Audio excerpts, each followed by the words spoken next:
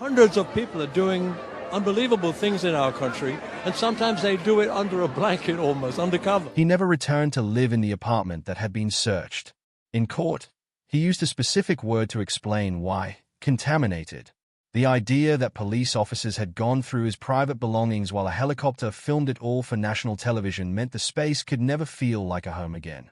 He went back only once to pack up his things, and even that brief visit was difficult.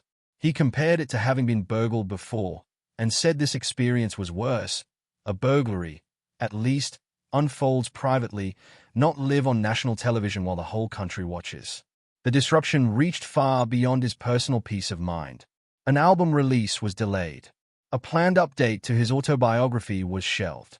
Far more painfully, he said the ordeal seriously damaged his charitable work.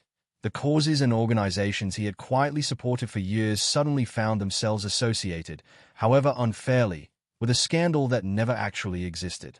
He became acutely conscious that people around the world might now assume he was guilty of something serious, and that awareness followed him everywhere he went, coloring how he imagined every room he walked into.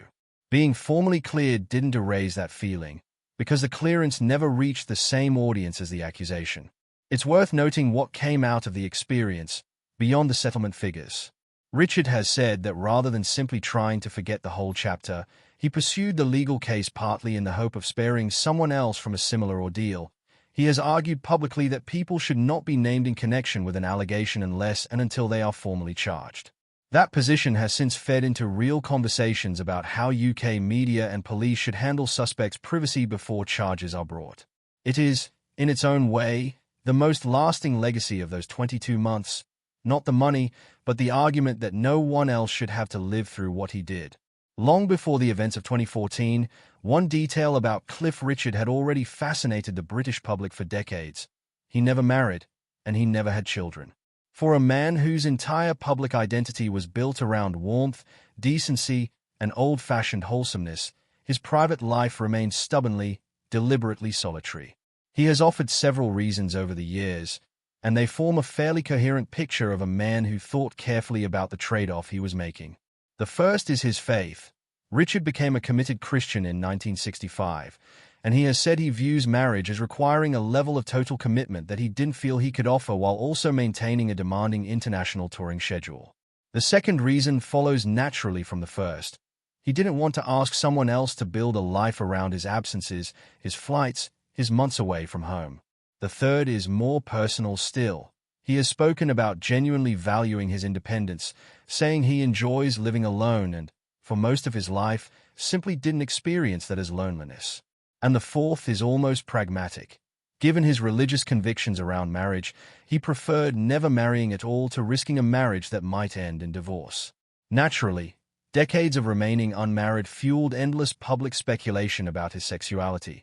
Questions he has consistently declined to treat as relevant to anyone but himself, insisting that his private life belongs to him regardless of what conclusions strangers want to draw from his choices.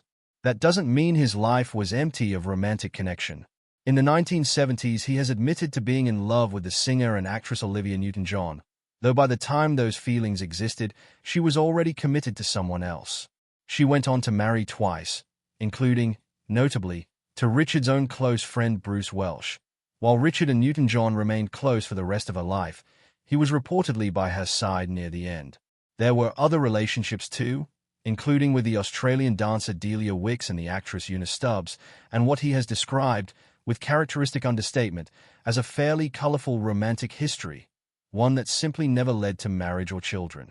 There was also a long relationship with tennis champion turned broadcaster Sue Barker in the 1970s, one that eventually settled into a lifelong friendship rather than anything more permanent.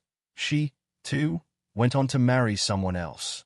In more recent years, Richard has said something he had avoided saying so plainly for most of his life, that he sometimes thought he would never be truly loved, precisely because he had chosen a life without a family of his own.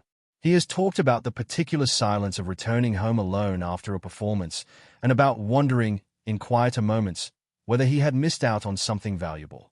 He has been careful to clarify that he isn't describing a lack of romantic love. He's had those experiences, but the absence of a shared, daily domestic life, a family, a constant presence, someone simply there. He says he doesn't regret the choices he made or the career they allowed him to have. But he has admitted there are quiet evenings when he wonders what it might have felt like to have someone beside him, not